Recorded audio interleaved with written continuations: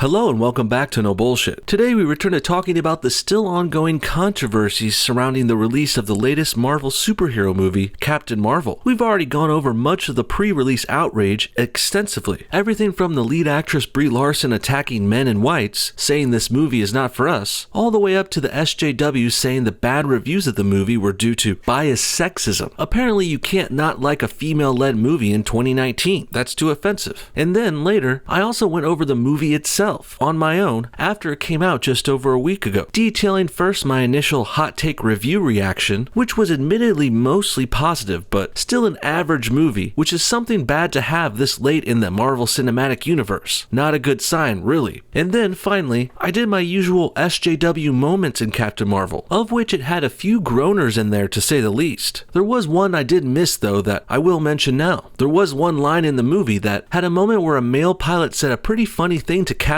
Marvel while they were at the airport. There he claimed that they call it a cockpit for a reason, obviously hinting at the supposed sexism happening at the time, the 1990s when the movie was set. And this sexism, of course, was something Captain Marvel eventually had to overcome. But that's just a quick recap. Today we've got some brand spanking new controversies surrounding the Captain Marvel project. Before we get to the big one though, where Captain Marvel got backlash for wearing makeup in the new Avengers trailer, before we get to that though, let's first talk about the box office numbers for the movie in its first 2 weeks in theaters, because these numbers have been a little upsetting to some people, to say the least. But it might not be upsetting the people you'd think in the ways you would imagine either. You see, Captain Marvel has actually done pretty damn good at making money so far. It made over $150 million in its opening weekend, and then $69 million in its second week. This is about a 55% drop off for the second week, which is pretty much par for course for most of these kinds of big blockbusters. But if you were browsing around YouTube last week, you might have thought this was a much worse situation than it really was. I saw a large number of videos that were clickbaiting a 72% drop off, which of course would have been much worse, but that's not exactly what happened. The truth is, this was a 72% drop off just for last Monday, not the whole second week, and I think a lot of the Captain Marvel haters and detractors may have been a little too eager to bash the movie, so they started running around pushing this 72 number to be sensational and to get clicks as well. And look, hey, I get it, I'm a YouTuber too, and this is a hot topic which many are trying to milk the Captain Marvel teat for all the views we can get right now. Hell, I've done 8 Captain Marvel videos myself over the last month or two, but I personally think there's plenty of other, more accurate details to talk about here. Sure, I know many of us wanted this movie to fail because of the feminism and the SJW stuff, and a 72% drop-off would have been fun to report because it would have been a big screw you to the SJWs, but unfortunately, that didn't really happen. As this article from LRM states, if that's what you were hanging your hat on, then I have bad news for you. Captain Marvel has performed incredibly well in its second week, taking in $69.3 million in North America alone, dropping 54.8% from its opening weekend. For reference, 56% is the average drop for the second weekend of films set in the Marvel Cinematic Universe, and 69% is generally considered very bad news. So yeah, with that said, Marvel's drop-off here was actually a tad bit better than the average 56%, so I don't think we can really claim this movie failed because of feminism, at least not financially. Artistically and creatively, yeah, sure, we can rip this movie apart all day, but funny enough, I think that brings up another hidden reason why some of these detractors are focusing more on the numbers than on the content of the movie. Well, it's because many of them boycotted the movie, and since they refused to watch it and buy a ticket, they can't really talk about what happened in the film. Thus, this results in them having nothing else to talk about now but the numbers and the box office statistics. And that's what's brought us to this inaccuracy we've seen today. But that's enough time catching up and setting the record straight on the box office numbers for Captain Marvel. Let's now finally get to today's big story, the controversy surrounding Captain Marvel wearing makeup in the new Avengers Endgame trailer. You see, last week Marvel released the trailer for their next film, Avengers Endgame, a movie which will also feature Captain Marvel as she joins their team. And there wasn't much given away by the trailer either. It was more of a big tease, which is actually a good thing. I hate it when modern movies give away too much of the story in their trailers. Luckily, Avengers Endgame didn't do that, but there were a few things in there that did have some fans worried. First of all, there was the Captain Marvel meeting the Avengers scene, which was highlighted by a line from Thor. Thor, the god of thunder, starts off staring at Captain Marvel for a minute before eventually saying, "I like this one." And this bit had me a little shook for a couple of reasons. I immediately noticed this scene going against all that SJW feminist girl power shit from Captain Marvel's own movie, and this could be a good sign too. And it makes sense since the Avengers movie is being made by a different team and different directors than the previous Captain Marvel movie. The Russo brothers are in charge here, and they've done some of the best work ever with the MCU characters. So I get the feeling they could be integrating Captain Marvel with the Avengers in a good and non-PC way. So I'm going to go ahead and tell you why and how. First, there's the obvious. Thor giving his approval to Captain Marvel can be easily seen as males giving their approval to women, something we would have never seen in any way in that SJW run shit show that the Captain Marvel movie was. One of the main tenets of girl power and feminism is that they don't need the approval of men. So Thor approving of Captain Marvel right here in the Endgame trailer goes right against that. And I don't think the Russo brothers did this on purpose. They weren't trying to go against the SJW shit specifically to be defiant of it. No, I really think they just wrote this scene and liked the way it turned out and it fit their story. So the Russo brothers put it in the trailer and the movie despite it possibly being offensive to SJWs. They did it because it fit there well, and they have enough balls to not bow down to the PC police running around in 2019, current year. And next comes the anti-SJW moment that everyone else noticed and commented on too. In this same scene with Thor from the trailer, Captain Marvel is also notably wearing a full face of makeup. There's no obvious reason why this is the case, but one can assume there might be some sort of context provided in the movie when it comes out. Perhaps Captain Marvel was going undercover the scene before this or something, or maybe the Russo brothers just wanted to do it to show a passage of time. Regardless, seeing Captain Marvel in makeup has really triggered her SJW fanbase. Much like how feminists don't like getting male approval, thus making Thor's line patronizing to them, so too is Captain Marvel wearing a face full of makeup an affront to their SJW causes. For more information on the Captain Marvel makeup controversy, let's turn to an article from Express called Avengers Endgame Trailer. Russo brothers face backlash as fans spot this change. This should be good. Let's go ahead and check it out. The Avengers Endgame trailer has put Captain Marvel right in the action. Though she only appears in the very end of the trailer, fans are already excited for her to help the superheroes defeat Thanos. Brie Larson, who plays Captain Marvel, underwent a slight change from her 1990s standalone movie look, and not all fans are pleased. In the trailer for Avengers Endgame, Captain Marvel has a friendly showdown with Thor. In an attempt to startle her, Thor summons his hammer. The hammer whizzes straight past Danvers' ear, but she doesn't flinch. Thor says stoningly, "I like this one," before smirking devilishly at Natasha, aka Black Widow, played by Scarlett Johansson. This kind of reminds me of that line from The Force Awakens, when Han Solo says, "I like this guy," to that new character, Finn, the black guy. And the other thing I noticed in this article, Black Widow is probably another problematic character for the social justice warriors. We all know how hot and sexy Scarlett Johansson can be, and, well, if we're being honest, being attractive and female is becoming less and less politically correct in current year. That's why in the Captain Marvel movie, they had to toe down Brie Larson's sex appeal as much as possible, giving her an ill-fitting suit with a flat-looking butt and, of course, no makeup whatsoever. And she was just frowning and looking frumpy all the time. And that's why it's so upsetting for the SJWs to see what's happened to Captain Marvel in the new Avengers Endgame. Like I said before, the directors of the Avengers don't give a shit about appeasing the left or SJWs. All the Russo brothers care about is making the best movie possible, and part of their vision is clearly making the women in the film hot and attractive. And I have to say, I wholeheartedly agree with these decisions, and I'm looking forward to Endgame more and more because of them. But fans are quick to notice Carol Danvers' new look. She has a full face of glamorous, very flattering makeup. God forbid a woman looks good. It is every woman's choice whether or not she wears makeup, but fans are slightly concerned by the sudden shift from her Captain Marvel solo movie days. When she crash lands on Earth in Captain Marvel, she wears no makeup. In fact, in the comics, her aversion to makeup is well known. Only a cursory search of Twitter to reveal some fans were displeased with the sudden makeover. One user wrote, "Captain Marvel is wearing makeup on an official trailer. Why? Why does she need makeup to protect the universe?" Well, it feels good to look good if you ask me, but I don't think the SJWs get that because they never look good. And then here's the picture of Captain Marvel with and without makeup. And I have to say, I do like the new look. Nothing wrong with the woman choosing to wear makeup either. The article and feminists even try and make this point themselves, but then they immediately contradict it, making their initial comment pointless in the process of it. Also, the SJWs claiming this big change seems sudden. Well, they really don't get what's going on with the movies and their story and the Marvel Cinematic Universe. Sure, this seems sudden in the present in real time. We just saw the Captain Marvel movie a week ago, and now she has a new look in the next movie's trailer a week later. But let's not forget, 20 years or so has passed between these two movies, so that means there's been 20 years of time passed between these two photos on the screen of Captain Marvel. And sure, you could assume she's some kind of non-aging super being now, but I also think having her look exactly the same between the two movies would have been a mistake as well, especially with this large time gap in between them. The Russo brothers clearly wanted to show some change over time here. A lot of stuff could have happened to Captain Marvel in these last 20 years, so even though she might not age, or she ages extremely slowly, having her look and style change somewhat between these two films is a good idea, despite the SJWs getting triggered by it. Next, the PC people try and bring the comic book version into this. You know, the Captain Marvel comic that's failed dozens of times. Wouldn't necessarily be looking to that for any guidance or anything here. And speaking of making changes from the comics, I actually heard the original Captain Marvel was a black woman. So yeah, Carol Danvers' Captain Marvel, played by Brie Larson, is a later version of the character, so if we really wanted to be true to the books, then Brie Larson wouldn't be Captain Marvel at all. Some might say she's whitewashing the part even, at least according to leftist and SJW logic. Another said, we're really putting Carol in full makeup after seeing her not giving two shits about her appearance in Captain Marvel? Of course, a lot could have changed for Carol in the time between her 90s Captain Marvel debut and the present day in Endgame, but the fact that the Endgame directing duo are men is not lost on fans either. The more present male gaze in Avengers Endgame is not as lascivious as it is in other films, like the Transformers series or Alita Battle Angels. The Russos make superb superhero movies, but why Carol needs a gorgeous bold red lip is still unclear. Wow. Now they're bringing this bullshit term male gaze into this. What a joke. Just because movies like Transformers or Alita make their females hot and sexy doesn't mean that's sexist or anti-female. Hot chicks have been selling movie tickets for decades. Just like how hotties can sell TV shows and products in commercials or ads. And it's not just the males that gaze and appreciate this, by the way. Women like looking at attractive women too. And I'm not just talking about the lesbian ones. Even straight chicks appreciate hotties on film and in print and media. So I really don't see the issue here. What I do see is this article and the SJWs are proving my point about Captain Marvel. In her own movie, they purposely made her less attractive and appealing in order to subvert expectations in a way, and also to defy typical social norms. And now that the Russo brothers have reversed that and